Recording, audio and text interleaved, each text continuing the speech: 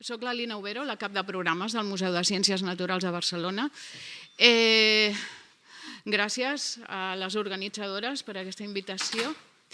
Faré una presentació d'un procés viscut i amb permanent presència i vivència. Per tant, és un projecte in process, in project, o digue-li com vulgueu, però estamos en ello encara. Vull dir que és una cosa llarga i feixuga. He intentat explicar aquest procés nostre unes quantes vegades. Per tant, crec que aquí hi ha gent que ja m'ha sentit unes quantes vegades més. La meva intenció és que aquesta sigui l'última, la darrera. Per què? Perquè això voldrà dir que ja està, ja ho tenim tots integrats, totes integrades, i ja ens podem dedicar a una altra cosa. El pla d'acció o la perspectiva de gènere passa a ser un enfocament assumit i adaptat, integrat en els programes dels museus, i aquí s'ha acabat tot. Crec que... Jo intentaré que sigui l'última. Què passa? Que abans les companyes, la Patrícia, primer, des de la seva visió de fora dels museus i aproximant-se a unes institucions de llarga durada i amb unes inèrcies força específiques. Aquestes institucions, faig parèntesi perquè fa uns, no sé, un parell d'anys, potser, no ho sé, vam fer una presentació del procés aquest, del pla d'acció a l'ICUB, a una sala d'actes de l'ICUB, dirigida a personal dels museus, i em sembla que només hi havia una directora de museu. Per tant, a partir d'aquí, jo deia que tenim unes institucions que la Patrícia s'ha aproximat durant aquests anys i això ens fa peculiars, però al mateix temps molt importants i estratègiques per canviar una mica això que tenim davant. Què passa? Que el 2017-2018 ens comencem a plantejar el tema i busquem referències i l'únic que trobem és el Museu Marítim de Barcelona.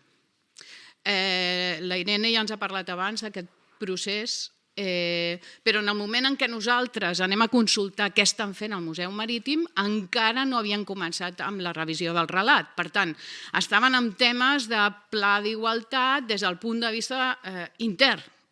Per tant, nosaltres el que volíem en aquells moments no era tant el pla d'igualtat intern, pel personal i per la institució des del punt de vista intern, sinó el que volíem era bàsicament treballar els programes. I per què els programes, l'atenció al públic, la gestió, si voleu, després ho veurem, però fonamentalment el tema de programes i tot allò referent als públics. Aleshores, ja hem vist abans el cost legal, que és molt important. Aquí us poso la resolució del 2016 de l'ICOM perquè diguem-ne que ens afecta molt directament i ja en aquests moments, el 2016 jo pensava que potser ho havíem fet abans, que potser també, però diguéssim que aquesta és la resolució entenc que més important en la qual l'ICOM determina que els museus han de ser això. Han d'aplicar la perspectiva de gènere, han de ser inclusius, han de promoure programes i idees i han de fer-les possibles. En fi, i després ens parla d'un element fonamental que ara estem vivint, que és el tema de la interseccionalitat i com treballem aquests temes a nivell dels museus. Bé, teníem això, teníem un cost legal d'obligat compliment, per tant, no sé, els parlaments fan les lleis i no sé, algú les aplica o no. Però bé, En el cas dels museus, vam veure en aquells moments, 2017-2018, doncs teníem això, però és que el museu nostre forma part de l'Ajuntament de Barcelona. És un consorci, però des del punt de vista d'organització, com dirien, el patró més important d'aquest consorci és l'Ajuntament de Barcelona. Per tant, tot el tema intern de personal, de conveni, jo què sé, d'organització és molt Ajuntament. Per tant, els plans d'igualtat de la institució s'han d'aplicar perquè som Ajuntament de Barcelona. És per això que nosaltres ens volíem fixar en el tema de programes, perquè donàvem per fet que el Pla d'Igualtat de l'Ajuntament de Barcelona, que es desenvolupa amb això que teniu, el Pla de Justícia de Gènere, hi ha un reglament per l'equitat de gènere pel personal, per la institució. Per tant, l'Ajuntament havia de seguir això, el museu havia de seguir això, i nosaltres ens vam centrar, diguéssim, en el que no assumia el Pla d'Igualtat de l'Ajuntament de Barcelona, que era el tema públic i extern. Aleshores, vam dir, hem de fer possible, l'objectiu que ens proposàvem modest en aquells moments eren aquests, intentar veure què passava dintre de la institució. Per una banda, ja ho he dit abans, el tema del Pla d'Igualtat que havíem d'aplicar com a Ajuntament, doncs veure si això es complia o no. Aplicar la perspectiva de gènere en la programació, veure si això era un objectiu, veure si era possible en la programació, el funcionament i l'atenció als públics. I finalment intentar veure si trencàvem estereotips que impedeixen accedir a aquesta suposada igualtat en l'accés a la ciència i a la cultura i als museus. Què passa? Això ens ho plantegem el 2017. Al desembre de 2017, l'equip directiu del museu es planteja tirar endavant el pla d'acció. Aleshores, per fer-ho possible, com en el cas del Museu Marítim, es crea una comissió. Però aquesta comissió, en el cas nostre, està formada per la directora del museu en aquells moments, Anna Omedes, per la gerent, per la cap de recursos, per la cap de col·leccions, pel cap d'activitats i educació i per mi mateixa. Predomina el sector femení, afortunadament. O sigui que sí, no era paritària, però reflecteix l'estructura i l'organització del museu. La idea era que afectés a tots els àmbits del museu i aquesta comissió, en la qual hi érem totes, tenia aquesta voluntat. Al febrer del 2018 el que fem és parlar, perquè no tenim ni idea, hem consultat les webs, veiem que hi ha molt poca bibliografia, hi ha molt poca metodologia, no sabem com s'ha de fer un pla d'acció i aleshores ens posem en contacte primer amb l'Ajuntament de Barcelona, el departament en aquell moment era qui estava aplicant el Pla d'Igualtat a nivell intern i aquestes dones del Departament de Recursos de l'Ajuntament ens diuen, van venir al museu, van veure que, ostres, tenien una dependència absolutament interessada en un tema que semblava que costava a nivell intern d'Ajuntament. Total, que ens van dir, home, això hauríeu de parlar amb el Departament que és molt llarg, de transversalitat de gènere i de gestió del temps. Aquí no ho he posat, però en aquells moments hi havia un departament de l'Ajuntament que es dedicava a intentar treballar aquest tema, la transversalitat de gènere dintre de l'estructura de l'Ajuntament. Vam anar a parlar amb aquestes companyes fantàstiques i elles ens van ajudar a definir la metodologia de treball per poder elaborar això que us explicaré, però que de fet és un exemple, el primer, però és un exemple del que explicava abans la Patrícia. Nosaltres vam ser les primeres, però diguem-ne que l'esquema més o menys és el mateix. Simplement que al ser les primeres, doncs això va suposar descobrir coses o Va ser una experiència molt interessant i el primer que vam pactar amb el departament en qüestió va ser, escolta, no tenim ni idea, però ni idea. El tema del llenguatge, el tema de la terminologia, tot, com ho hem de fer això, a nivell de les persones que ens dediquem a treballar el tema de programes. Aleshores vam pactar amb elles una sessió de 6 hores de formació, 3 de les quals vam tenir a la Patrícia, dirigides, aquestes 6 hores de formació dirigides a tot el personal. 3 de les quals va ser ja específicament en programes públics i ja vam entrar més en matèria. Posteriorment vam fer més cursos, un al maig del 2019, sobre aquest curs l'impartia a l'Ajuntament de Barcelona i vaig participar jo en aquells moments. I finalment, dir-vos que en el tema de formació, que és un dels temes que després veureu que és el més important per mi, perquè les idees ja les tenim, però la formació no. Aleshores, dir-vos que hem fet una avaluació i hem vist que ara, al gener del 2022, d'aquella primera formació, ara tenim el 50% de la plantilla que ha fet cursos de formació, el qual més específics, tipus el que jo vaig fer de 25 hores al 2019. És a dir, tenim el 50% que s'han interessat durant aquests 2 anys i han fet més formació.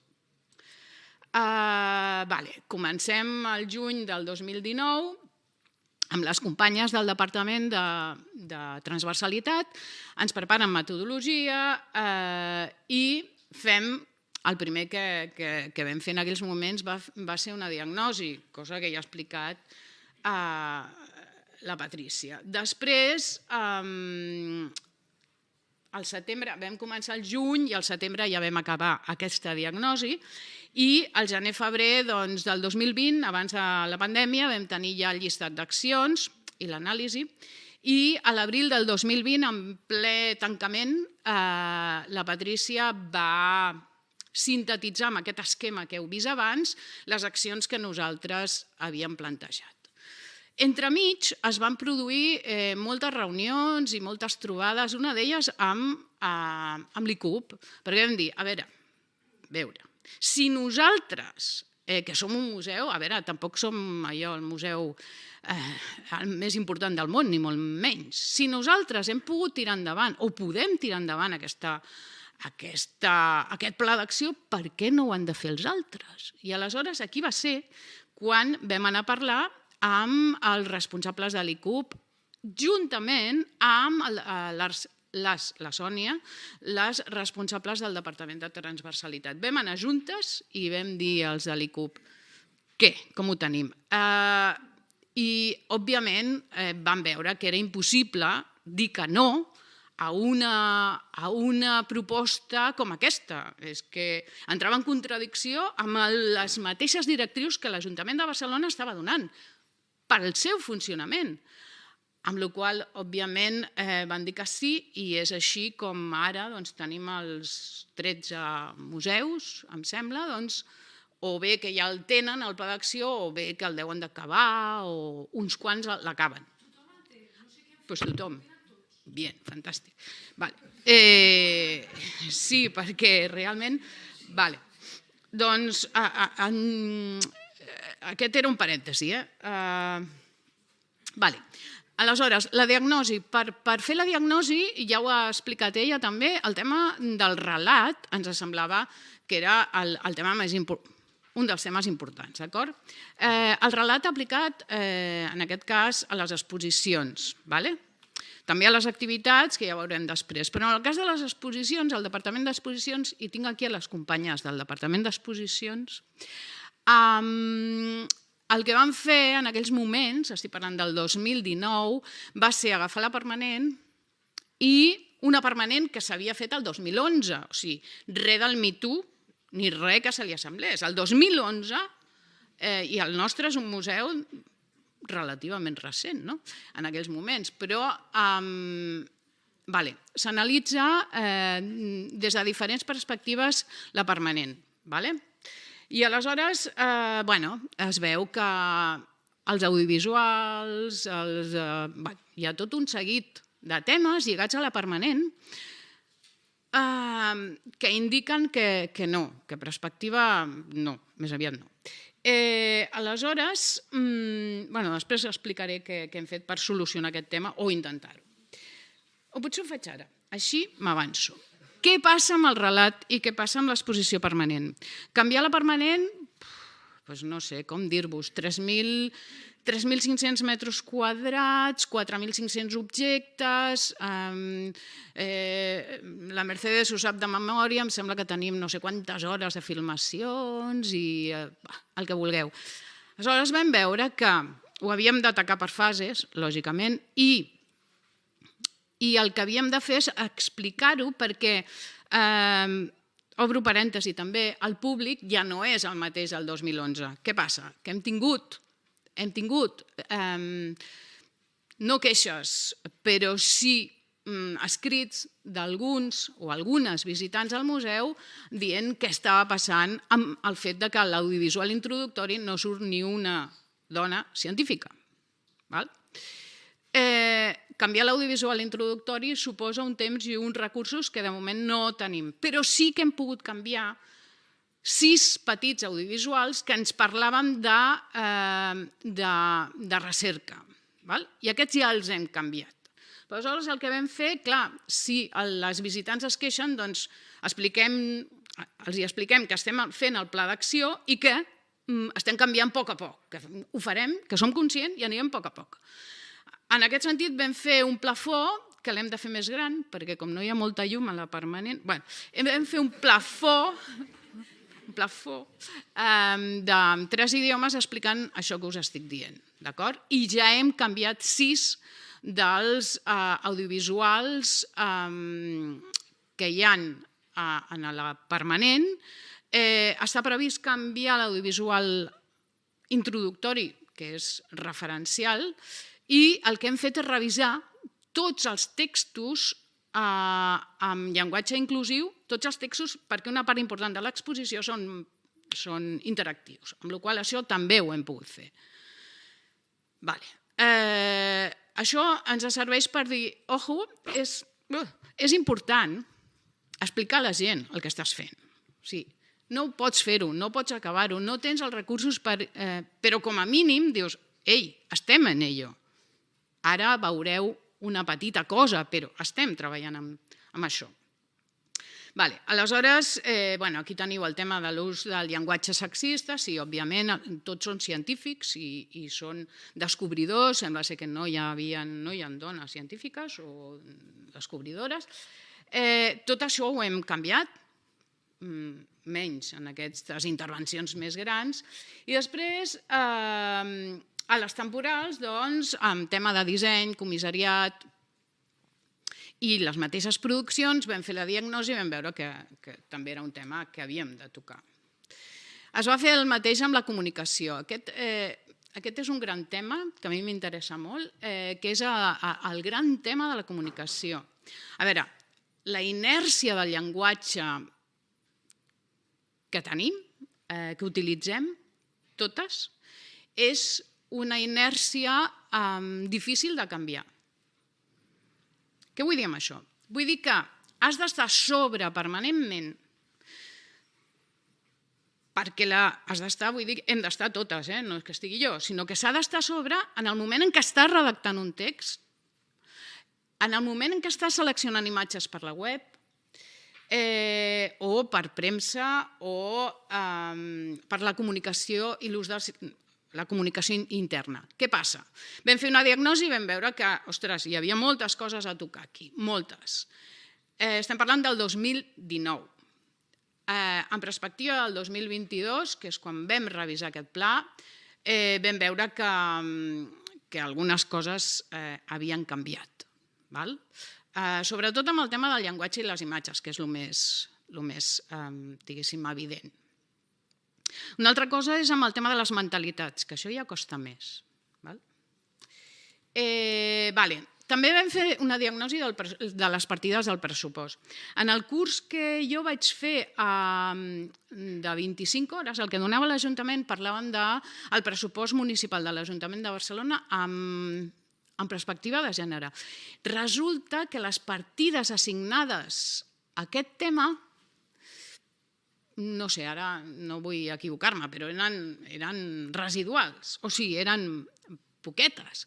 Es parlava sobretot de temes d'impostos, d'ajudes, de beques, tot això sí, però des del punt de vista del capítol 2, per exemple, que seria el que gestionem nosaltres, el de partides corrents, doncs, bueno, el tant per cent no era molt elevat, però sí que es contemplava, es començava a contemplar en aquells moments la idea de perspectiva aplicada al pressupost municipal. En el cas nostre, del museu, no teníem partides ni teníem res. El pressupost era el pressupost, tal com s'havia organitzat sempre, el programa, les exposicions, no sé què. Bé, capítol 2. I el tema de les contractacions, resulta que l'Ajuntament de Barcelona és un dels més garantistes, en el sentit de que si mirem la normativa aplicada a contractacions, us puc assegurar, absolutament insistent en temes de perspectiva de gènere, d'igualtat, d'inclusió, i això estava aquí. També vam analitzar els projectes de recerca en aquells moments.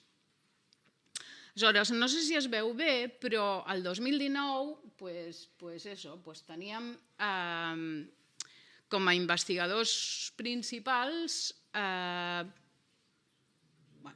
més homes que dones, però tampoc amb una diferència molt abismal, i el que sí que teníem és els equips de recerca absolutament desviats, en aquest cas, amb homes. Vam analitzar les publicacions. En el cas del museu tenim 3 línies de publicacions històriques i cadascuna d'elles té equips de redacció, són les 3 científiques, i per tant el que vam veure és qui estava, les persones que estaven fent les edicions, no d'estructura, sinó les edicions científiques, les verificacions científiques dels continguts, els articles. I això, aquí teniu...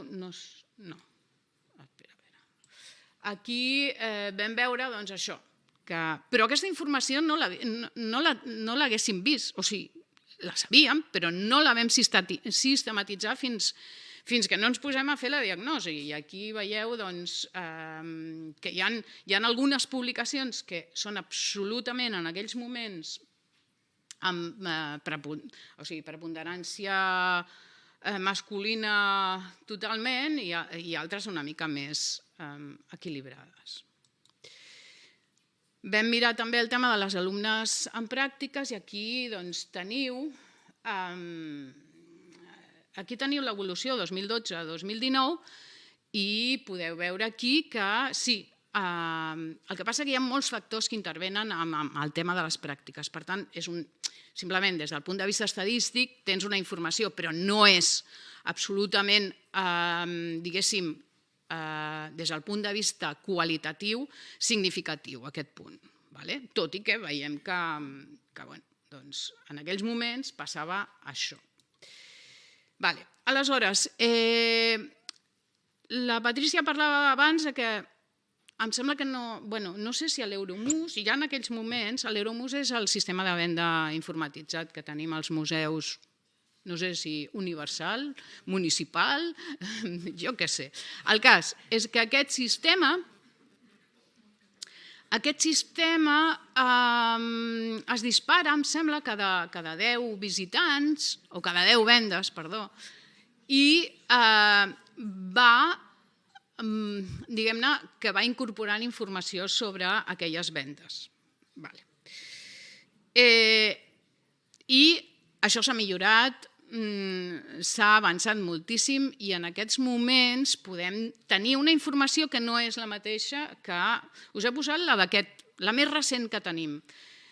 Però què passa? Que aquí veieu una informació, tenim la de 2022 que encara no ha estat publicada, però teniu aquí una diferència amb visitants al museu i amb visitants al jardí, on veiem les dones, el pes de les dones en les nostres visites.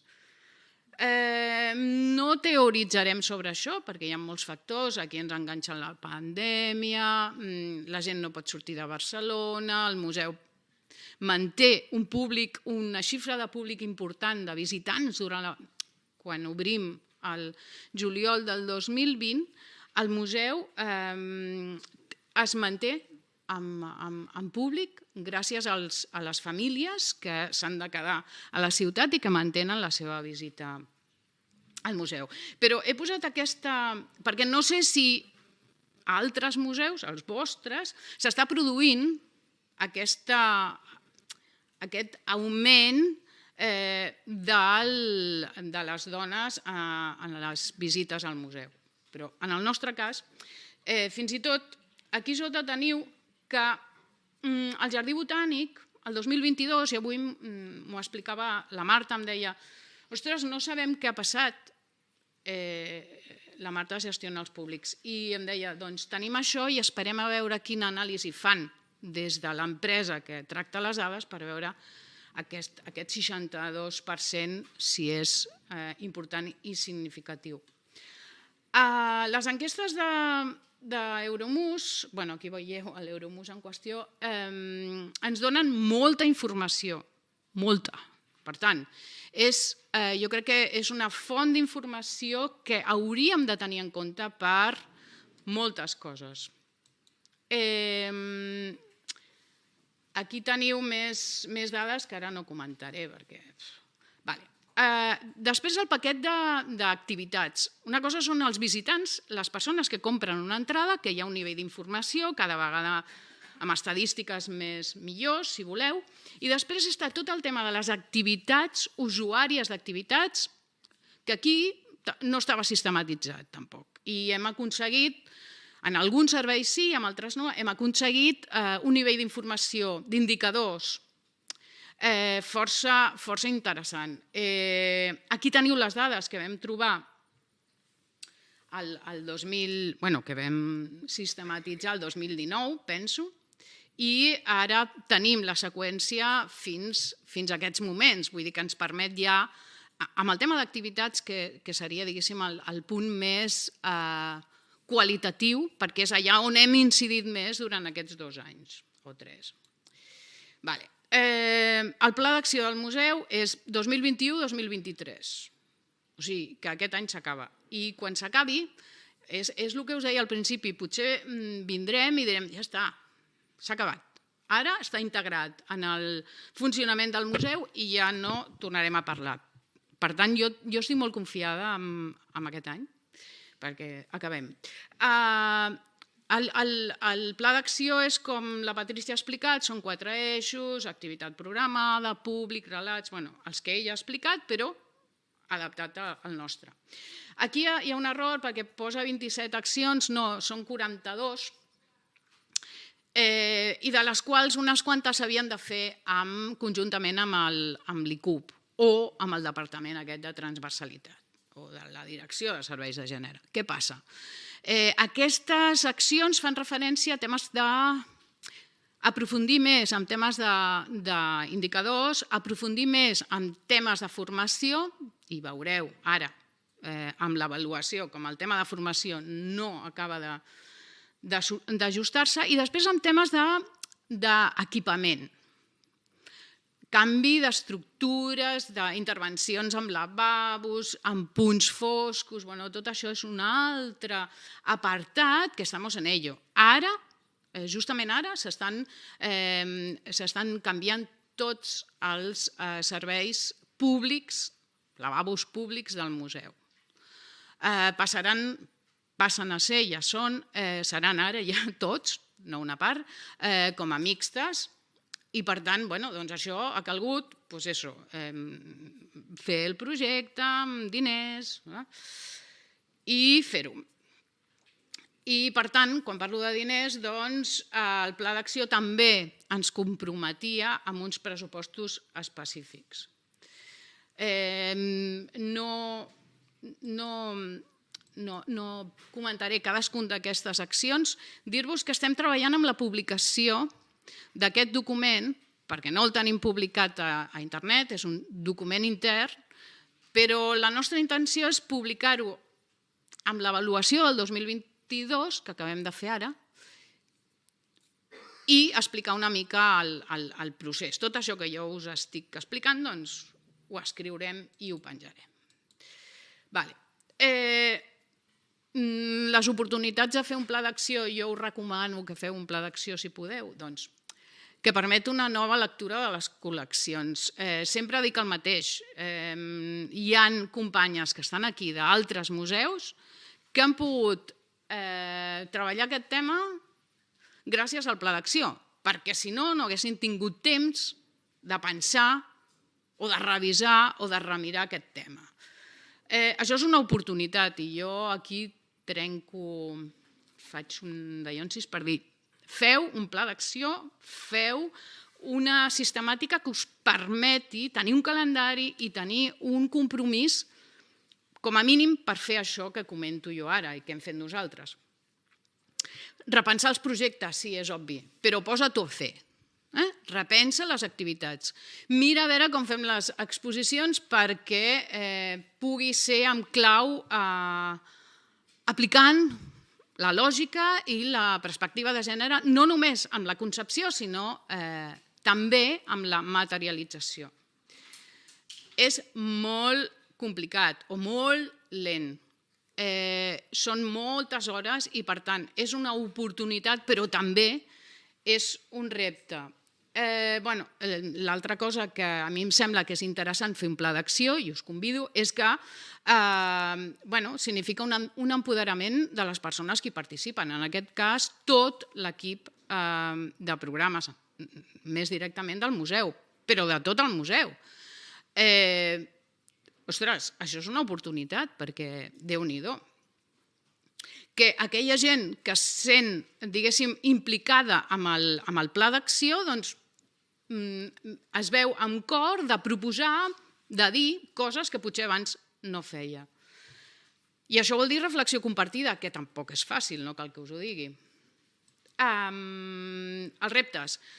Segueixen sent aquestes diapos com... Perdoneu, però algunes són aprofitadíssimes. Resulta que els reptes no els he canviat perquè segueixen sent els mateixos. Ens falten bons indicadors, en tenim molts, nosaltres, i si algú de vosaltres es fica en el tema, em comprometo a compartir la metodologia que hem seguit amb el tema de l'elaboració dels indicadors. Però encara falten. Formació, 3/4 del mateix. Ens falta una formació no general o generalista, que és imprescindible, saber de què estem parlant, sí, a veure què vol dir gènere, què vol dir perspectiva de gènere, què vol dir aquesta terminologia que molta gent no controla o no controlem. Això és necessari, però també ens faria falta una formació relacionada amb la nostra feina, pensada per les necessitats de la programació, en el cas dels museus. No tenim un disseny, uns protocols de seguiment d'aquest pla d'acció, simplement és, mira, anem a revisar-ho i ja està. I aquí soc jo que vaig a revisar-ho i aleshores molesto a tothom per revisar-ho, però això no pot ser així. Això ha de ser la responsabilitat, primer, el disseny d'un protocol de seguiment del pla d'acció i després la responsabilitat específica. Seria bo tenir algú que pogués coordinar-ho, no de manera única, com a única feina, però sí amb una certa dedicació. Jo crec que els projectes en xarxa amb la resta dels museus ens ajuden a fer extensible la perspectiva de gènere i a millorar el que nosaltres inicialment hem pensat pel museu. I aquí hi ha hagut la Patrícia... No, la Irene em sembla que ha fet referència a les activitats en famílies amb perspectiva de gènere que estem fent un grup de museus de Barcelona i això ens permet arribar a públics que amb una perspectiva diferent. Estem recuperant biografies de dones que han estat importants pels nostres museus i les estem donant a conèixer en format de contacontes per públic familiar i infants. Compartir projectes amb museus ens pot ajudar a avançar amb aquest tema de la perspectiva de gènere. Faig un incís i ara veureu, acabo aquesta diapo perquè fan falta campanyes de comunicació i això ens aniria bé per part de l'ICUP, en aquest cas, o la Generalitat, m'és igual, institucions que tenen els recursos i la possibilitat de fer campanyes de comunicació que donin a conèixer als ciutadans què estem fent, què significa i com ho estem fent, perquè potser això engrescaria més i faria entendre millor als visitants i les visitants als museus què està passant, i és un tema, jo crec, important. Aquí teniu el tema d'exposicions. El tema d'exposicions és temporals, aquí ja vaig a les temporals. És un tema que permet experimentar molt, que jo recomano especialment que us arrisqueu, i el Pla d'Acció ho permet. Us arrisqueu en tots els sentits. Aquí hi ha aquesta que us presento, és una exposició del 2021. És una exposició que recupera la biografia de 24 dones invisibilitzades, científiques, invisibilitzades al llarg de la història, des d'Egipte fins als nostres dies. Dones, en aquest cas, que no figuraven als llibres de text i que hem intentat recuperar, entre cometes, a través d'aquesta proposta. Aquesta proposta no és només l'exposició, que és una exposició d'accés lliure, és una exposició comissariada per una companya del museu, i això sí que m'omple d'orgull, pensar que una de les nostres companyes ha comissariat una exposició que en aquests moments ha estat pràcticament un any al museu, però és que a més, en aquest cas, vam optar per la versió online i en PDF, que et permet imprimir i tal, i ha itinerat per més de 20 llocs diferents d'Espanya, perquè està traduïda al castellà i l'anglès, i ens ha permès entrar en contacte amb altres centres i museus. Aprofito per dir que una versió amb roll-up es va fer per la xarxa de museus de ciències i ha estat una exposició que ha itinerat pels museus de ciències de Catalunya. Aquesta exposició ens ha permès treballar activitats amb escoles. L'important no és tant l'exposició, que sí, que ho és, molt, sinó l'excusa important de treballar activitats relacionades amb l'exposició. Hem fet taules rodones, hem fet clubs de debat, hem fet activitats amb escoles i justament, estàvem parlant la setmana passada, una de les propostes que s'ha fet és treballar amb escoles, em sembla que són 250 alumnes d'escoles diferents que han treballat durant tot un curs, biografies que elles inclourien en aquesta exposició. I això acabarà sent una altra exposició, però aquesta vegada no feta per nosaltres, sinó per les alumnes d'ESO i batxillerat d'aquests centres a Barcelona. L'altra història que us vull fer referència, però que us convido a venir a veure i així ja no l'explico, que és el tema de la mirada... és una petita intervenció a l'exposició permanent per parlar de la diversitat sexual a la natura. El pla d'acció no diu específicament que s'han de fer no sé quantes exposicions relacionades amb aquest tema, però sí que tot allò que us he dit de que repenses, penses, revises i obres la ment i les possibilitats, doncs en aquest cas es va concretar amb això, amb aquesta petita mostra, que també està en format online i que també està circulant amb una altra... Aquesta està molt relacionada amb Planeta Vida, però s'ha fet en relació a la natura, aquesta mirada, la diversitat sexual a la natura, i aquesta modalitat és la que tenim penjada. Acabo, no sé quina hora és.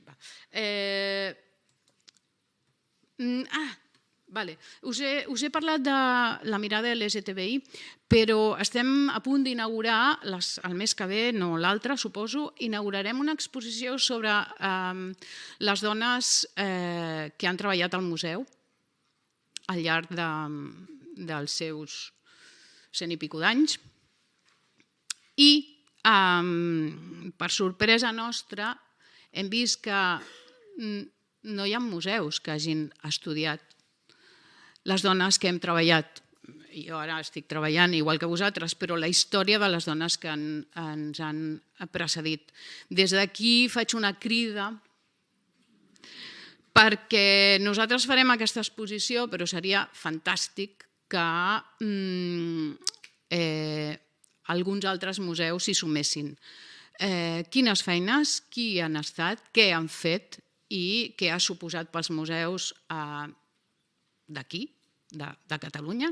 Hi ha pocs referents a Europa que analitzin i investiguin aquest tema i jo penso que és una bona proposta. Inaugurarem l'exposició sobre les dones treballadores del museu, 1917, que és quan entra el gruix de dones que aguantaran el museu fins al 1987. Aquí la persona que ha investigat això ha decidit fer aquest període i això ens permetrà treballar el tema del treball de les dones científiques i no científiques als museus i ja veurem com ho desenvolupem, però des d'aquí hem vist aquesta mancança i pensem que podria ser una bona cosa. Al novembre d'aquest any passat vam fer una primera avaluació i el tema,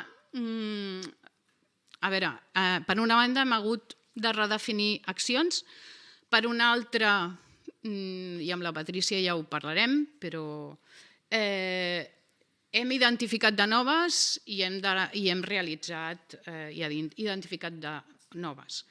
Ens queden algunes pendents i no he volgut desenvolupar això, però realment si fem una altra sessió seria per quan tots els museus hagin fet la seva avaluació per veure què està passant amb això.